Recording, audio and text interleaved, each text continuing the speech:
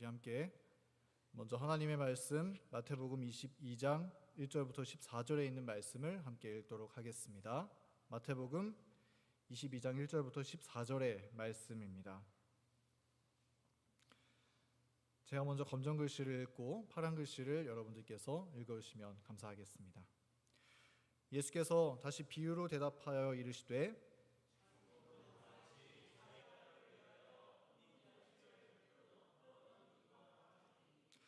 그 종들을 보내어 그 청한 사람들을 혼인잔치에 오라 하였더니 오기를 싫어하거늘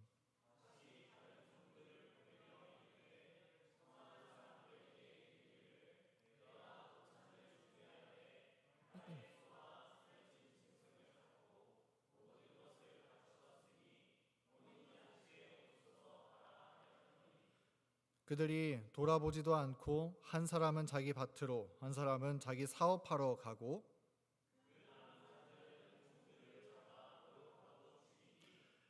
임금이 노하여 군대를 보내어 그 살인한 자들을 진멸하고 그 동네를 불사르고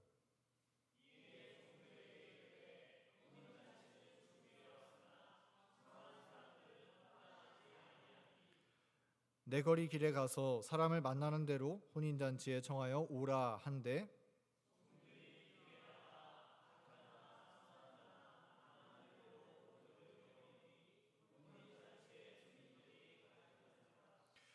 임금이 손님들을 보러 들어올세 거기서 예복을 입지 않은 한 사람을 보고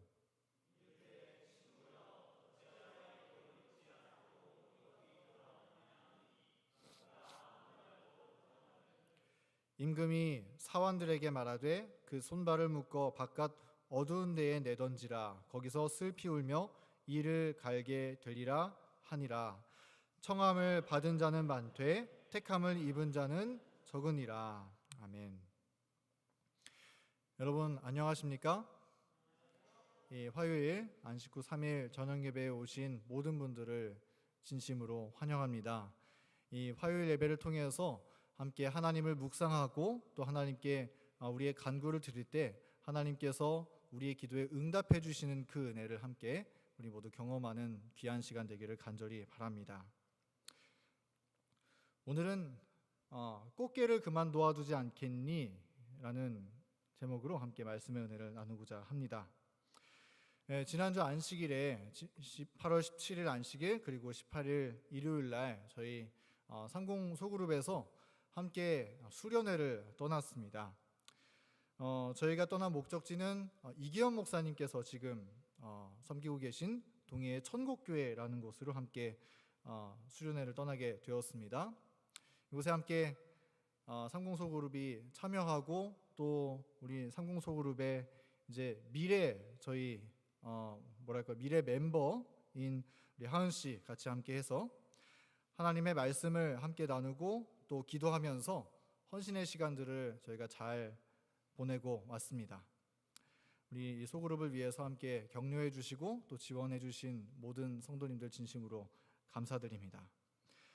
그렇게 저희가 시간을 함께 보내고 그 다음에 일요일이 됐을 때는 함께 바닷가에 가서 물놀이를 하러 갔습니다. 수련을 하면 바닷가죠. 그래서 현지인인 이기현 목사님의 추천으로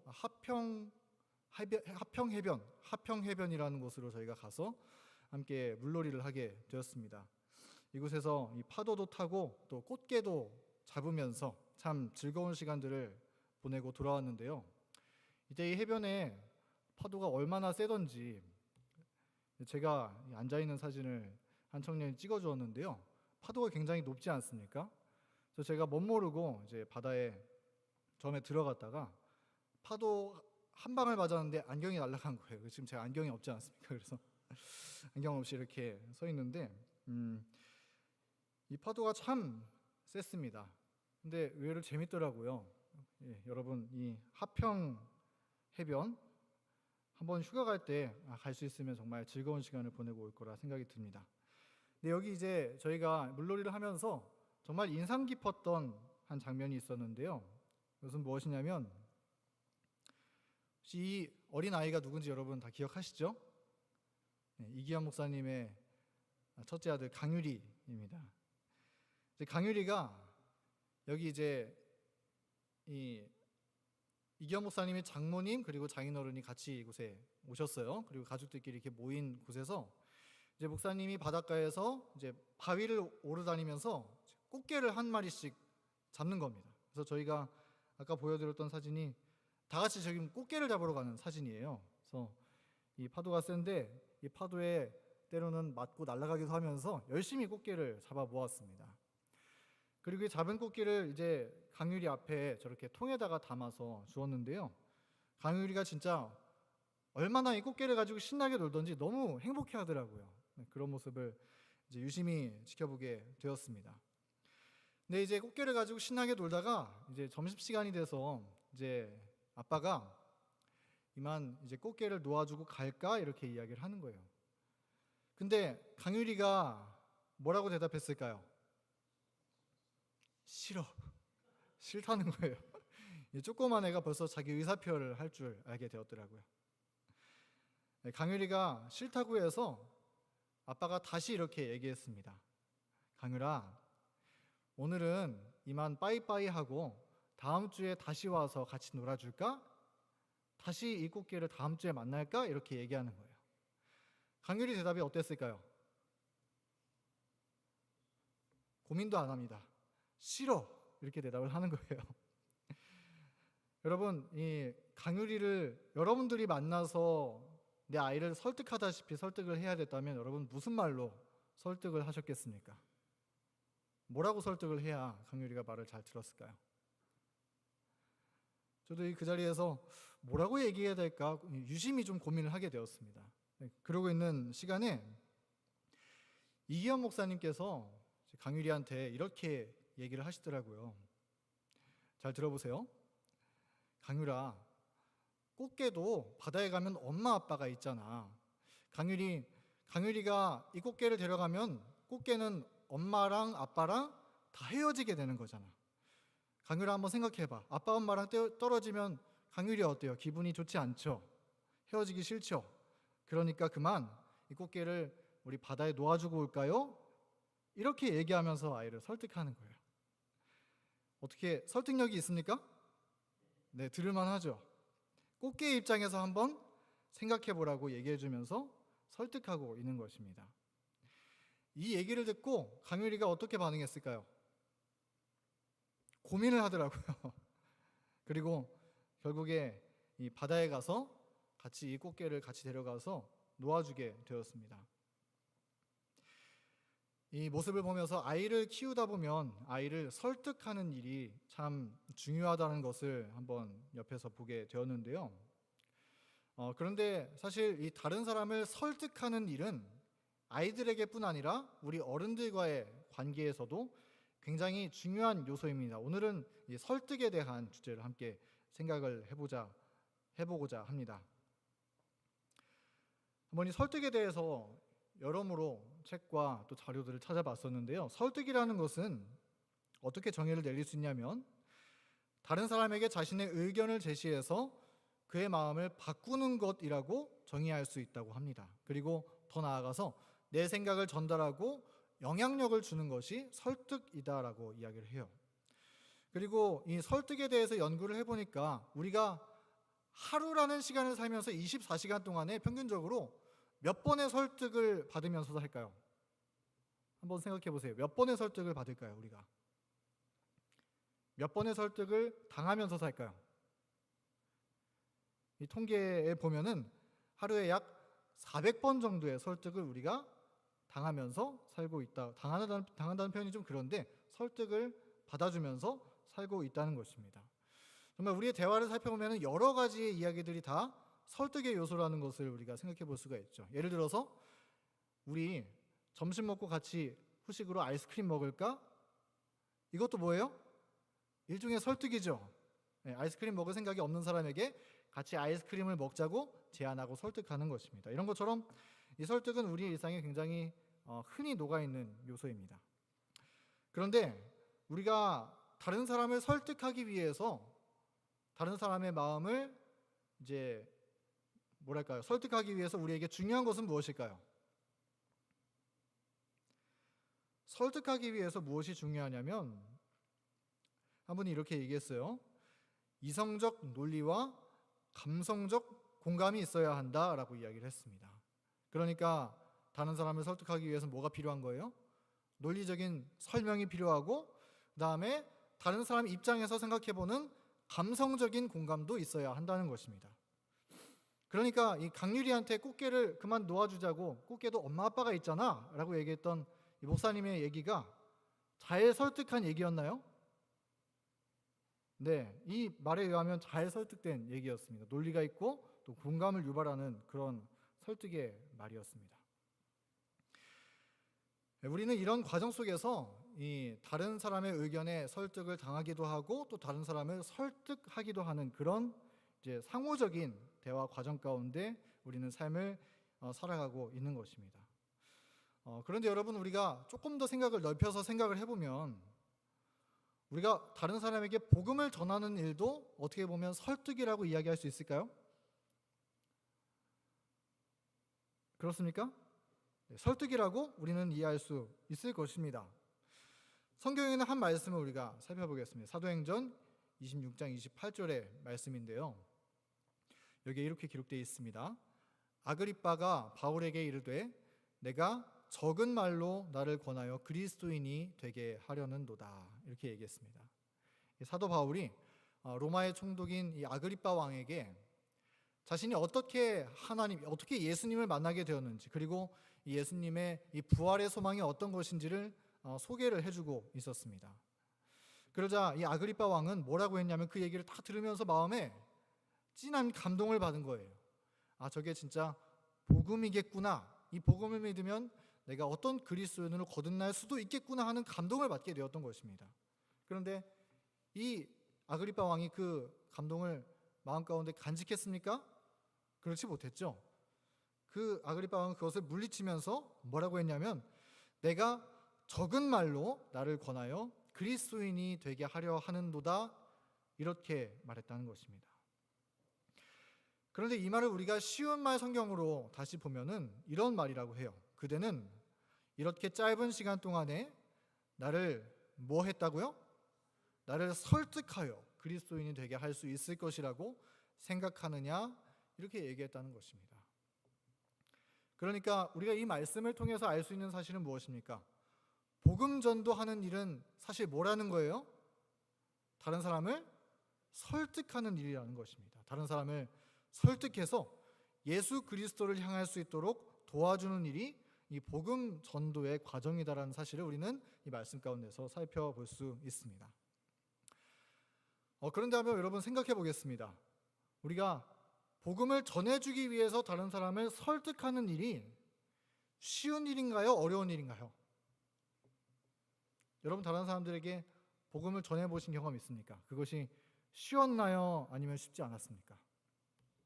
이것은 꽤 쉽지 않은 일이었습니다. 우리 성경의 몇 가지 이야기를 생각해 보겠습니다. 이 노아는 120년 동안이나 지구에 있는 사람들에게 무엇이라고 설득했어요? 방주에 타라고 설득했죠. 방주에 들어가라. 그런데 이때 노아의 말에 설득당했던 사람은 몇 명이었습니까? 노아 가족들을 포함해서 불과 8명밖에 안 되는 사람들이 이 방주에 타고 나머지는 그 설득을 다 거절하고 말았던 것입니다.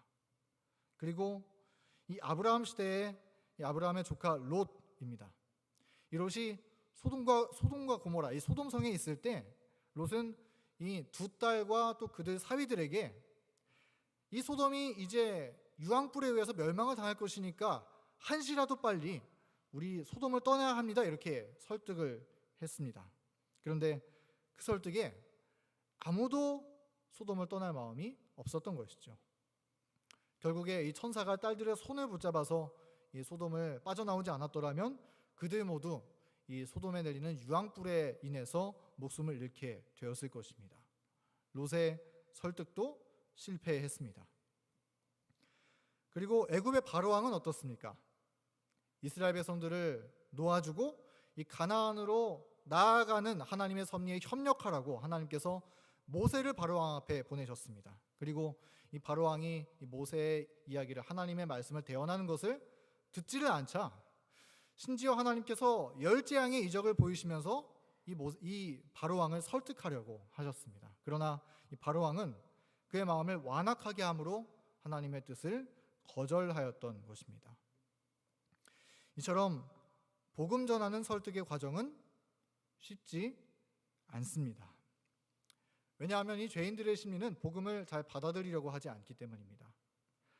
그래서 하나님의 말씀이 아무리 이성적인 논리와 감성적인 공감으로 여러 사람들에게 전해질지라도 이 죄악을 사랑하는 죄인들의 마음이 그 좋은 복음을 공감하며 마음에 받아들이지 못하는 것입니다. 그래서 정말 무엇과도 바꿀 수 없는 복음, 이 생명과도 같은 복음이 죄인들의 마음에 와닿지 못하고 잃어버려지게 된 바 되는 것이죠. 그리고 오늘 본문의 말씀 마태복음 22장에는 그런 죄인들을 찾아 나서서 설득하시는 하나님의 모습이 이 말씀 가운데 담겨져 있습니다. 하나님은 쉽게 설득되지 않는 죄인들을 향해서 어떻게든 그들의 마음을 돌이키시기 위해서 한 사람 한 사람을 찾아다니면서 방방곡곡을 돌아다니면서 그들에게 복음을 전하시고 설득하시는 그런 말씀이 이 말씀 가운데 기록되어 있습니다.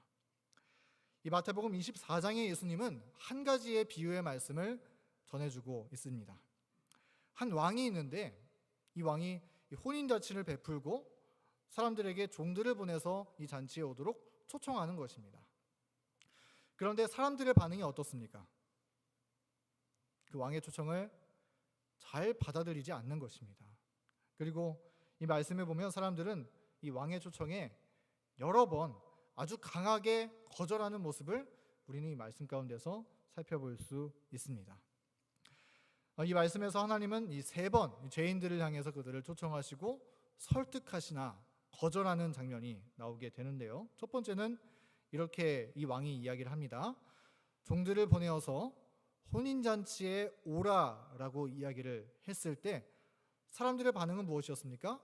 그들이 오기를 싫어하였다라고 성경은 기록을 합니다. 그들이 이 예수님의 주신 이 왕이 준 초청을 거절했었던 것이죠. 그래서 다시 이 왕이 종들을 보내어서 사람들을 초청합니다. 다시 종들을 보내어 청한 사람들에게 이르기를 내가 오찬을 준비하되 나의 소와 살찐 짐승을 잡고 모든 것을 갖추었으니 혼인잔치에 오소서, 이렇게 이야기합니다. 이 왕이 처음보다 어떻습니까? 더 강하게 설득하지 않았습니까?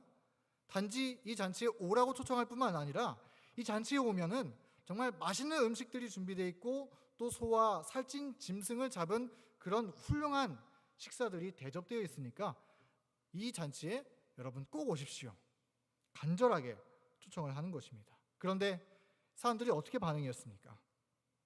성경은 이렇게 기록합니다. 그들이 돌아보지도 않고 한 사람은 자기 밭으로, 한 사람은 자기 사업하러 가고 그 남은 자들은 종들을 잡아 모욕하고 죽이니, 이렇게 성경은 기록하고 있는 것입니다. 심지어 이 거절할 뿐 아니라 왕이 보낸 종들을 잡아서 모욕하고 잡아 죽이기까지 하는 모습을 볼 수 있습니다. 실무교훈의 말씀은 우리 이 말씀을 해석하면서 이스라엘 백성들이 하나님의 선지자들을 죽이고 또 하나님의 아들 예수 그리스도의 오신 것을 십자가에 못 박아 죽이는 그러한 장면을 묘사하고 있다고 그렇게 설명해주고 있습니다. 하나님은 유대인들에게 구주 되신 예수님을 맞이할 수 있도록 최선을 다해서 설득하셨지만 그들은 하나님의 아들을 받아들이지 않았었던 것이었죠. 자, 그렇게 사람들이 또 거절하니까 심지어 종들이 죽었는데도 불구하고 이 왕은 다시 한번 이번엔 더 많은 사람들에게 대상을 넓혀서 부르기 시작했습니다. 3번째 초청입니다. 내거리 길에 가서 사람들을 만나는 대로 혼인잔치에 청하여 오라 한대. 이제 종들이 나가서 사거리 길은 어떻습니까? 사람들이 다 통해가는 통로인 것이죠. 거기에 가서 사람들을 만나는 대로 이 잔치에 오십시오, 이 혼인잔치에 오십시오 초청하고 있는 것입니다. 사람들이 그래서 이 초청을 받아들이고 많은 사람들이 이 잔치에 참석했습니다. 그런데 우리가 이 말씀을 우리가 잘 알고 있죠. 그런데 이 잔치에 어떤 사람이 또한 있는 것입니까? 이 왕이 초청했는데 근데 이 잔치에 예복을 입지 않고 온 사람이 있었다는 것이죠. 우리 예복을 입지 않고 왔던 사람이 상징하는 것이 무엇일까요? 어떤 사람을 이야기하고 있는 것일까요? 예복을 입지 않은 사람은 이 복음을 받아들이라는 하나님의 초청에 교회는 나왔지만 복음의 경험, 이 구원의 경험은 여전히 받아들이지 않은 상태의 사람들을 의미하는 것입니다. 하나님의 초청하심과 하나님의 설득하심을 경솔히 여긴 사람들을 의미하는 것이죠. 네, 우리가 살펴보니 마태복음 22장의 비유의 이야기는 하나님의 초청과 사람들의 거절의 이야기를 담고 있습니다. 하나님은 사람들에게 구원이라는 최고의 선물을 들고 사람들에게 선물해 주기 위해서 길거리 방방곡곡을 다니면서 한 사람 한 사람에게 그 구원을 전해주고자 하는데 세상은 정말 이상하게도 도무지 거절할 수 없는, 값으로는 결코 살 수 없는, 그리고 결코 거절하지 말아야 하는 이 가장 좋은 선물을 사람들이 거절한다는 것이죠. 그런 이야기가 이 마태복음 22장에 기록되어 있는 모습을 우리는 볼 수 있는 것입니다. 그런데 우리가 생각해 볼 것은 이것입니다. 여기 이 예복을 입지 않은 한 사람이 있는데요. 그런데 이 예복을 입지 않았던 사람들이 거절했었던 왕의 선물, 그 선물은 어떤 것이었습니까? 이 예복을 입지 않았던 사람이 거절했던 이 왕의 선물은 그가 거절했던 이 옷은 그 옷은 바로 예수님의 희생을 상징하는 것이며 그리고 예수님 자신을 상징하는 것이었습니다. 우리가 이 실물교훈의 말씀을 우리가 살펴보면 이 왕이 선물해 준 옷이 상징하는 것은 무엇이냐면 예수님께서 인성으로 이 땅에 오셔서 눈물로 순종하심을 배우시면서 마련하셨던 옷이었다고 이야기합니다.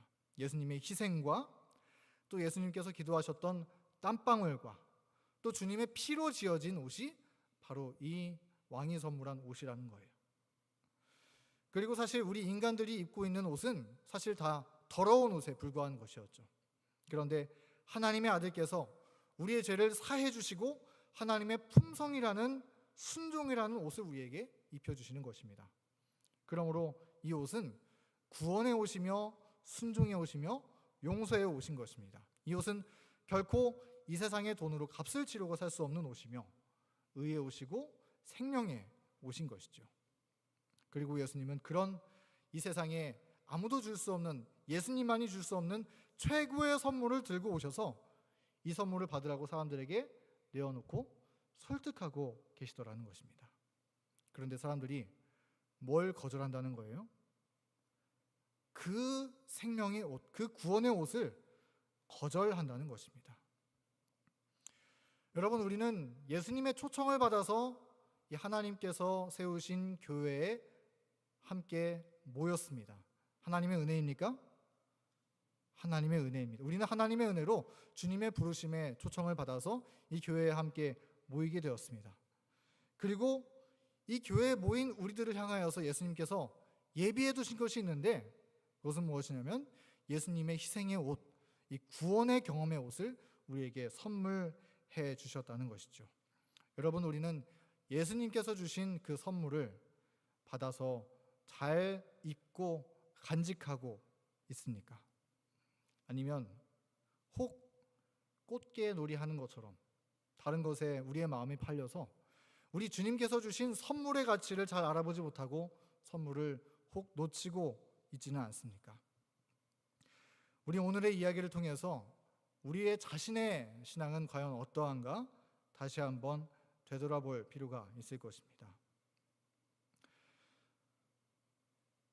수많은 사람들이 예수님의 초청을 받았지만 그러나 정말 많은 사람들이 예수님의 선물을 거절하였습니다.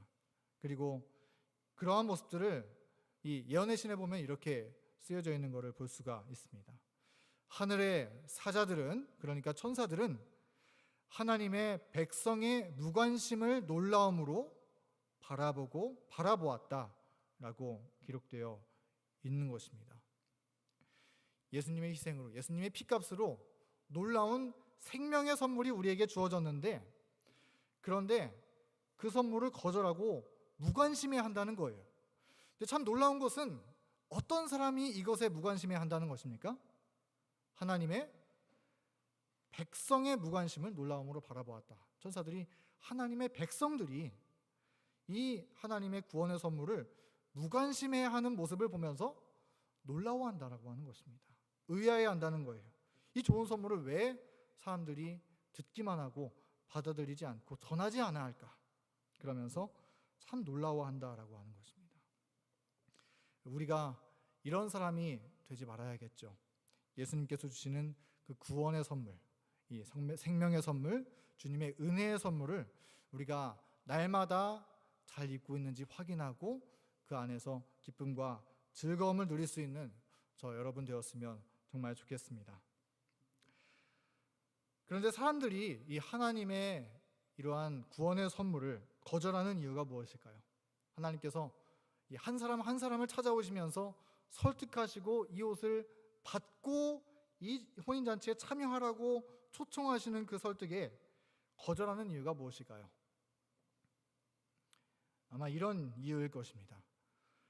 세상에 정말 많은 것들에 이미 우리의 마음이 설득되어서 그런 것이 아닐까 우리는 생각해 볼 수가 있을 것입니다.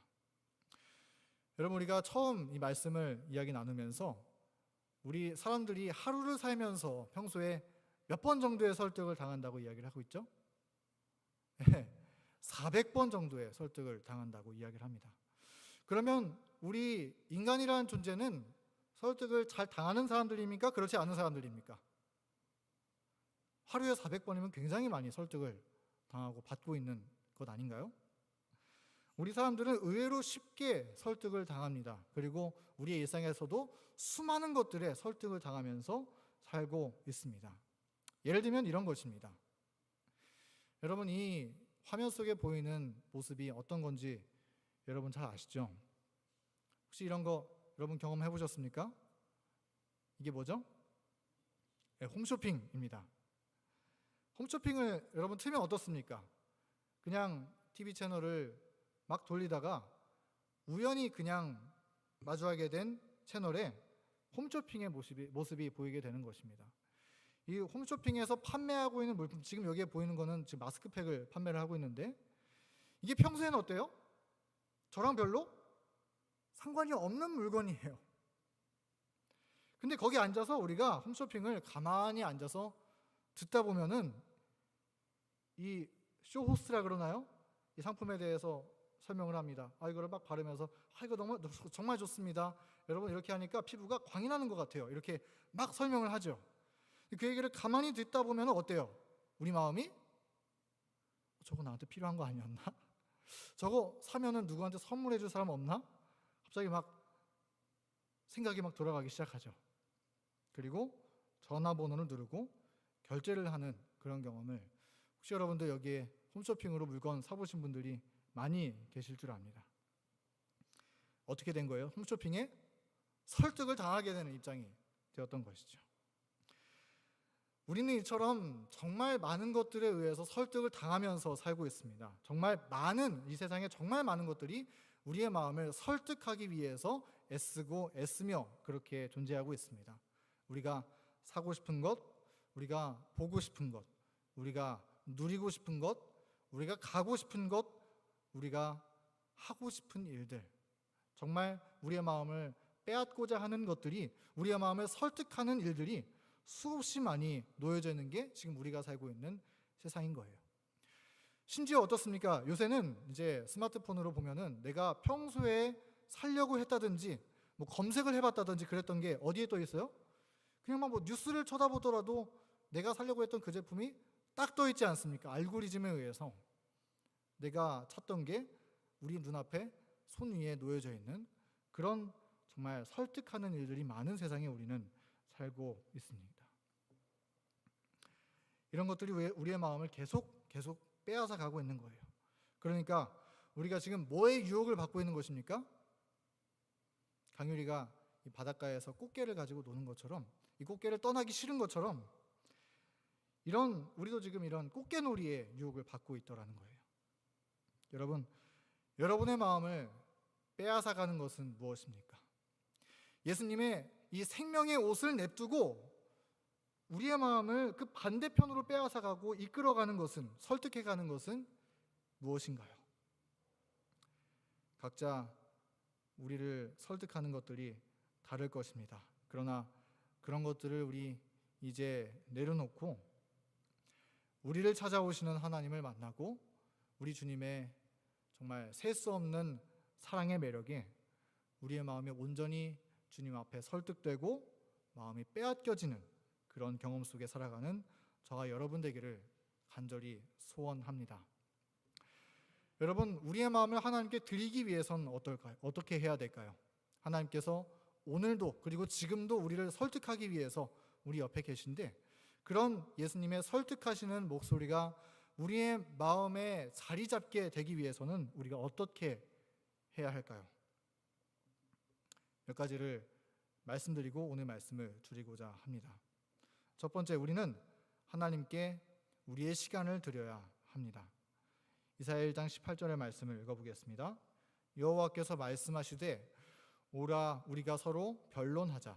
너희의 죄가 주홍 같을지라도 눈과 같이 희어질 것이요 진홍같이 붉을지라도 양털같이 희게 되리라. 이 말씀 가운데 하나님께서 우리에게 약속해 주셨습니다. 우리가 서로 변론하자 말씀하시면서 너희의 죄가 주홍 같을지라도 눈과 같이 희어질 것이라고 말씀하고 있습니다. 여기에 이 우리의 죄가 진홍같이 붉을지라도 하는 말씀의 의미는 무엇이냐면, 오늘 말씀을 통해서 미루어 생각해 볼 때 아무리 주님께서 설득해도 끝까지 죄의 길을 고집하고 있었던 그런 문제들을 이야기를 하고 있는 것입니다.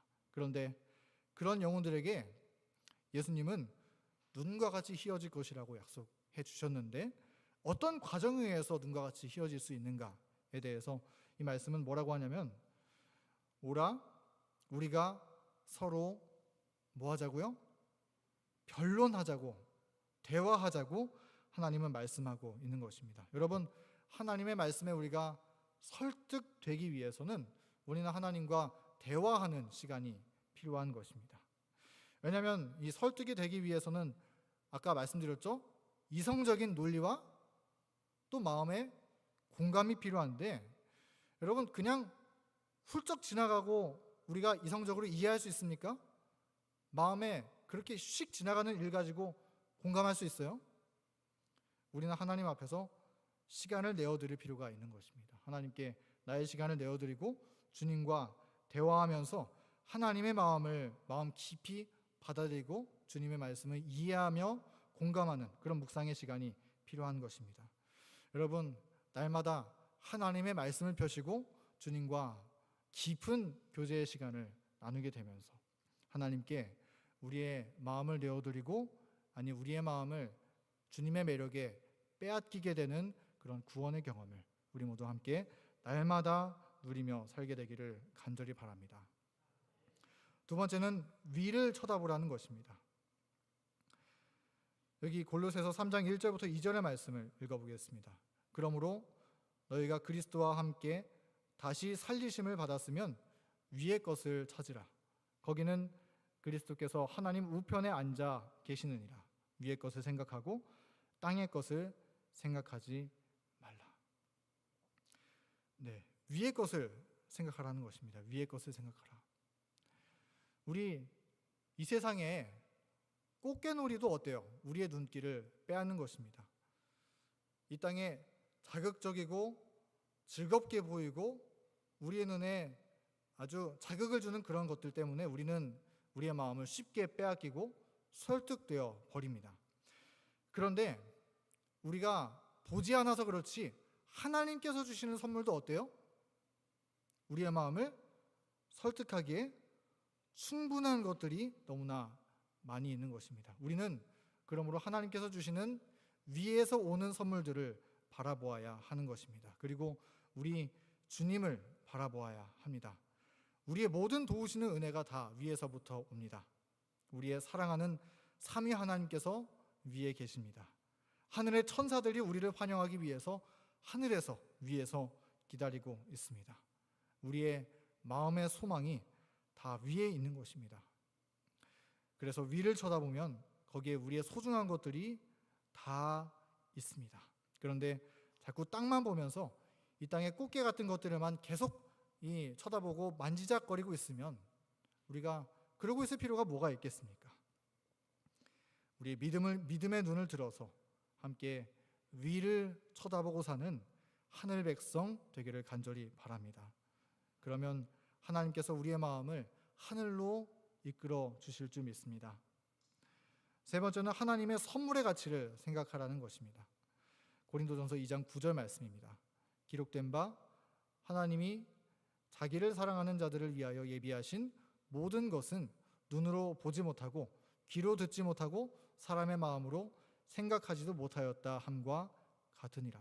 이 사도 바울이 하나님께서 예비하신 것들에 대해서 이야기하면서 이거는 이 땅에서는 눈으로도 볼 수 없고 귀로도 들을 수 없고 사람의 마음으로는 도무지 상상할 수도 없는 놀라운 것들이 우리에게 예비되어 있다라고 우리에게 설명해주고 있는 것입니다.